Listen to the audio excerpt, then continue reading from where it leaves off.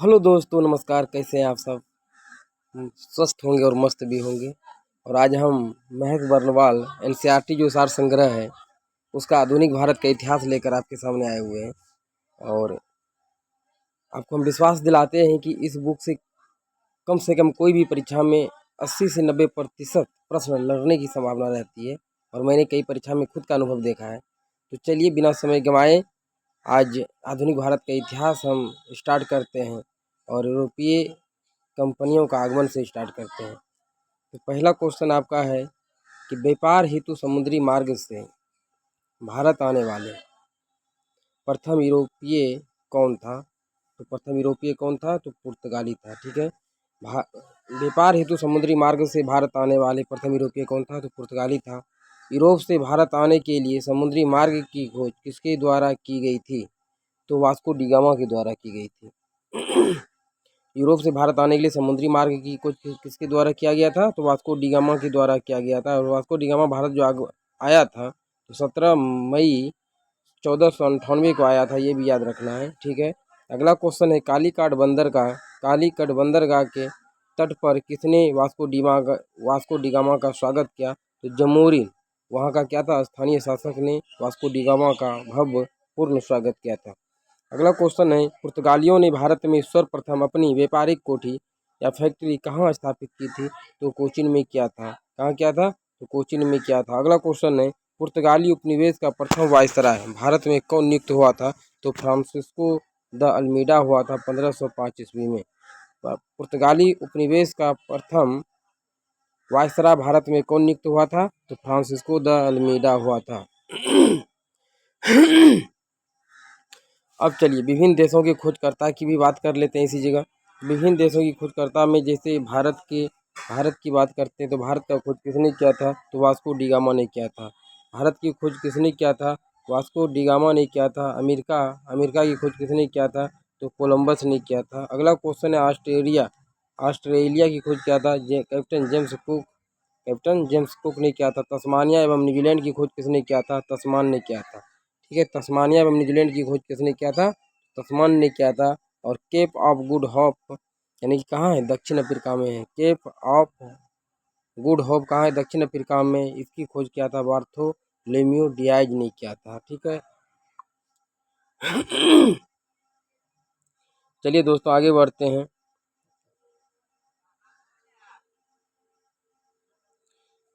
चलिए एक चीज़ बहुत महत्वपूर्ण चीज़ है जो याद रखना है हम लोग को। ठीक है। महत्वपूर्ण चीज़ क्या है? ये जो घर में बंद है इसको पढ़ना है पहले। ये यहाँ से क्वेश्चन पूछते हैं, कई बार हम देखें डायरेक्ट। भारत में तम्बाकू की कृषि एवं प्रिंटिंग प्रेस प्रारंभ करने का श्रेय पुर्तगालियों को दिया जाता है। ठीक है। भारत में प्रथम प्रिंटिंग प्रेस की स्थापना वर्ष 1556 में कहाँ हुआ था? तो गोवा में हुआ था। 1556 में कहाँ हुआ था? तो गोवा में हुआ था। ठीक है। अब कह रहा है कि हिंद महासागर में व्यापार को नियंत्रित करने के लिए शांत या नीले जल की नीति किसने लागू की थी? तो फ्रांसिस्को द अल्मीडा ने किया था। हिंद महासागर में व्यापार को नियंत्रित करने के लिए शांत या नीले जल की नीति किसने लागू किया था? तो फ्रांसिस्को द अल्मीडा ने किया था। ठीक है।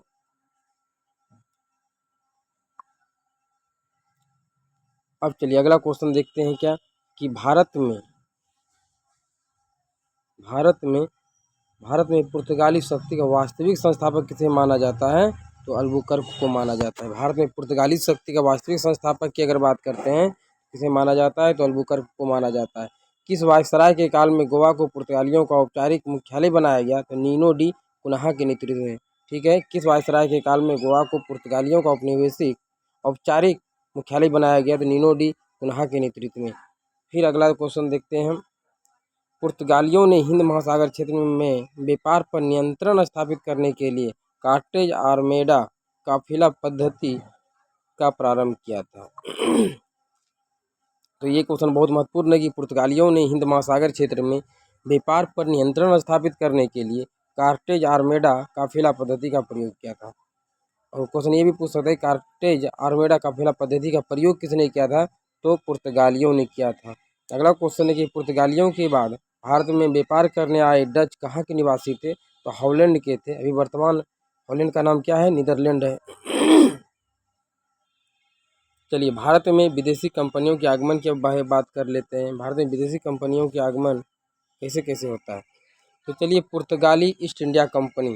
तो पुर्तगाली ईस्ट इंडिया कंपनी को क्या कहा जाता है, तो एस्तादो द इंडिया भी कहा जाता है। तो पुर्तगाली ईस्ट इंडिया कंपनी कहाँ की थी, तो पुर्तगाल की थी। कहाँ की थी, पुर्तगाल की थी। और इसकी स्थापना 1498 ईस्वी में हुआ था।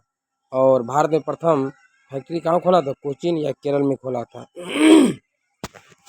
अगला क्वेश्चन है, अंग्रेजी ईस्ट इंडिया कंपनी को क्या कहता था, the governor and company of merchant of London trading into the east Indies.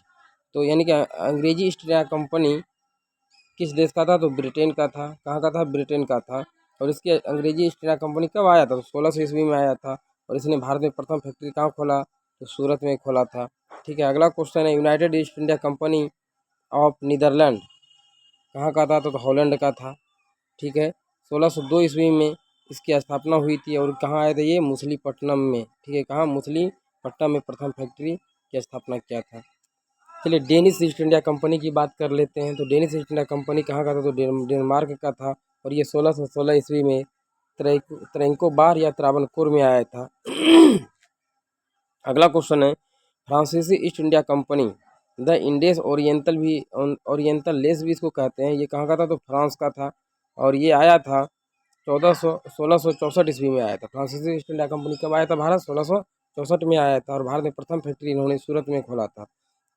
तो ऐसे इसको याद रखने में तो आप लोग को दिक्कत अगर होती होगी, तो ऐसे हम इस पर कुछ ट्रिक के थ्रू भी इसको हम याद रखने का प्रयास करेंगे।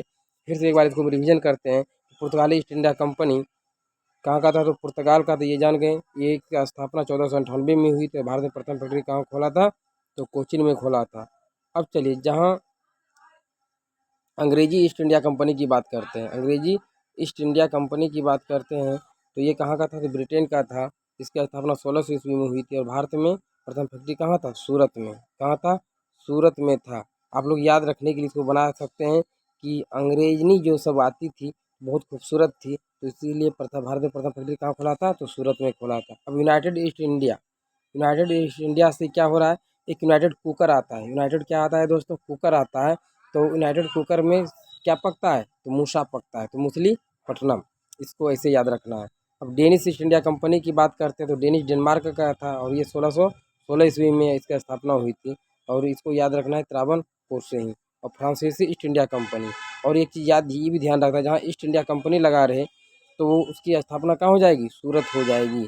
जहाँ ईस्ट इंडिया कंपनी लगा रहे उसकी स्थापना कहाँ हो जाएगी, सूरत हो जाएगी।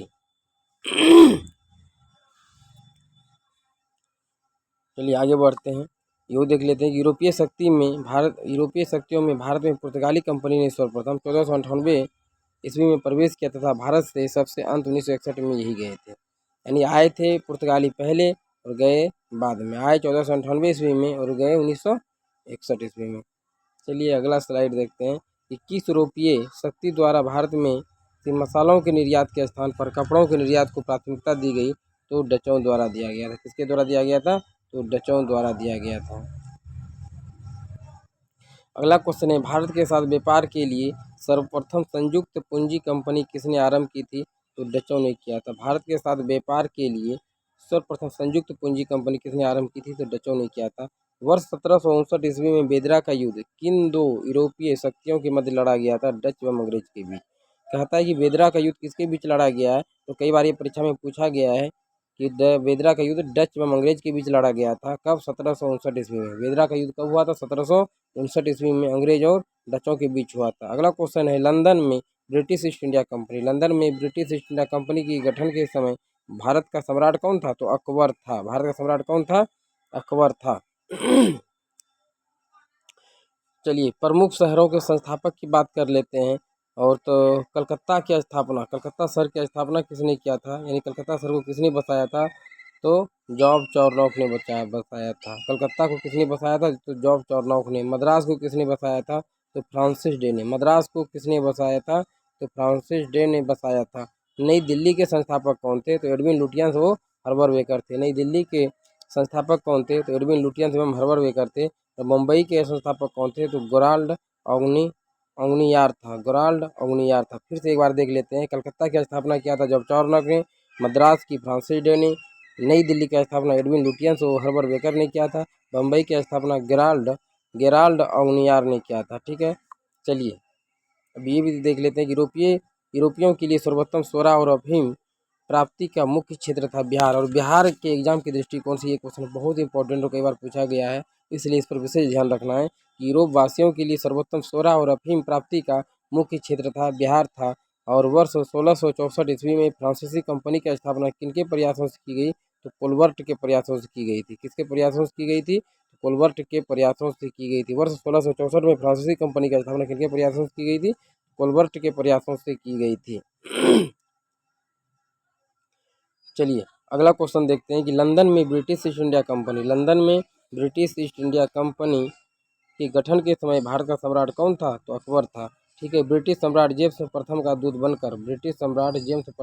बनकर भारत में व्यापारिक कोठी स्थापित करने के उद्देश्य से जहांगीर के दरबार में आने वाला ब्रिटिश नागरिक कौन था? तो कैप्टन हॉकिंस था। कब? 1608 ईस्वी में आया था। और डायरेक्ट क्वेश्चन पूछता है कैप्टन हॉकिंस जहांगीर के दरबार में कब आया था? तो 1608 ईस्वी में। क्वेश्चन इस तरह भी पूछता है कि जहांगीर के दरबार में आने वाला प्रथम ब्रिटिश नागरिक कौन था? तो कैप्टन हॉकिंस था। चलिए अब देख लेते हैं कि ब्रिटिश ईस्ट इंडिया कंपनी द्वारा भारत में प्रथम अस्थायी कारखाना मछलीपट्टनम में 1611 ईस्वी में तथा प्रथम अस्थायी कारखाना सूरत में 1613 ईस्वी में स्थापित किया गया था। ये याद रखना है कि ब्रिटिश ईस्ट इंडिया कंपनी द्वारा भारत में प्रथम अस्थायी कारखाना की अगर बात करते हैं तो मछलीपट्टनम में कब खोला गया था? 1611 ईस्वी में तथा प्रथम अस्थायी कारखाना सूरत में 1613 ईस्वी में स्थापित किया गया था। चलिए अगला क्वेश्चन है ईस्ट इंडिया कंपनी ने कि किस अंग्रेज गवर्नर को औरंगजेब द्वारा भारत से निष्कासित किया गया? तो सर जॉन चाइल्ड द्वारा। ईस्ट इंडिया कंपनी के किस अंग्रेज गवर्नर को औरंगजेब द्वारा भारत से निष्कासित किया गया? सर जॉन चाइल्ड मीन्स बच्चा, तो औरंगजेब ने बच्चा समझ के इसको क्या कर दिया? निष्कासित कर दिया। इस तरह याद रखना है, औरंगजेब ने इसे बच्चा समझ कर क्या कर दिया? यहाँ से निष्कासित कर दिया गया। अगला क्वेश्चन है कि वर्ष 1664 में फ्रांसीसी कंपनी की स्थापना किसके प्रयासों से की गई? तो कोलबर्ट के प्रयासों से की गई। फ्रांसीसी कंपनी की स्थापना किसके कार्यकाल में की गई? तो लुईस 14वां। फ्रांसीसी कंपनी की स्थापना किसके कार्यकाल में की गई? तो लुईस 14वें के कार्यकाल में की गई थी। अगला क्वेश्चन है फ्रैंक कैरो के द्वारा भारत में प्रथम फ्रांसीसी फैक्ट्री की स्थापना कहाँ की गई थी? तो सूरत में 1668 ईस्वी में। फ्रैंक कैरो के द्वारा भारत में प्रथम फ्रांसीसी फैक्ट्री की स्थापना कहाँ की गई थी? तो सूरत में 1668 ईस्वी में। देखिए प्रथम फ्रांसीसी फैक्ट्री की बात करते हैं तो फ्रांसीसी और फ्रैंक मतलब दोनों मिलता जुलता है, इसको इस तरह याद रखना है कि प्रथम फ्रांसीसी फैक्ट्री की स्थापना किसने किया था? तो फ्रैंक कैरो ने किया था सूरत में 1668 ईस्वी में। इस तरह भी इसको याद रख सकते हैं। अगला क्वेश्चन है कि फ्रांसीसी गवर्नर डुप्ले ने पहली बार भू क्षेत्र अर्जित करने के उद्देश्य से भारतीय राजाओं के विवादों में भाग लेने की नीति आरंभ की थी। फ्रांसीसी गवर्नर डुप्ले ने पहली बार भू क्षेत्र अर्जित करने के उद्देश्य से भारतीय राजाओं के विवादों में भाग लेने की नीति आरंभ की थी। चलिए फ्रांसीसियों द्वारा फोर्ट लुइस नामक किला कहाँ बनवाया गया था? तो पांडिचेरी में। फ्रांसीसियों द्वारा फोर्ट लुई नामक किला कहाँ बनवाया गया था? तो पांडिचेरी में बनवाया गया था।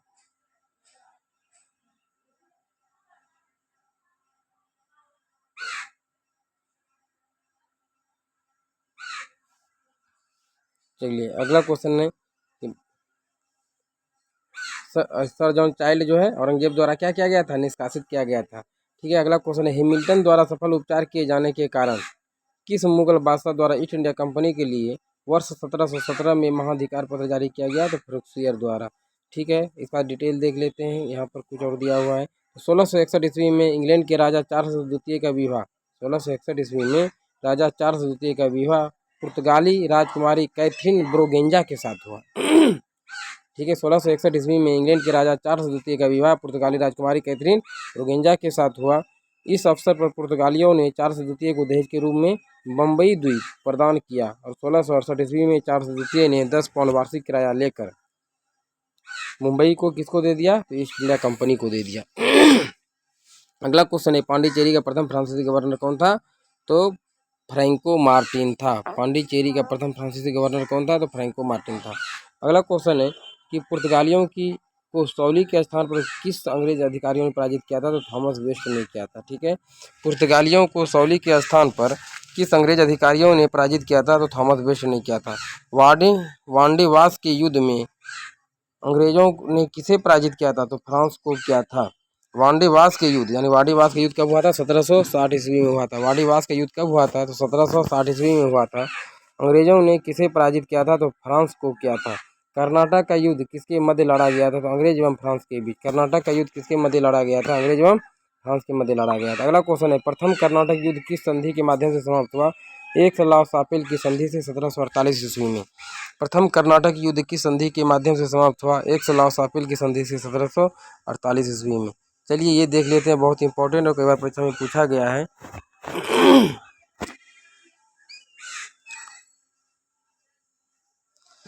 कर्नाटक युद्ध के बारे में कुछ देखते हैं। तो प्रथम कर्नाटक युद्ध की बात करते हैं दोस्तों, तो प्रथम कर्नाटक युद्ध हुआ था 1746 से 1748 ईस्वी तक। ठीक है, प्रथम कर्नाटक युद्ध की बात करते हैं तो 1746 से 1748 ईस्वी तक चला था।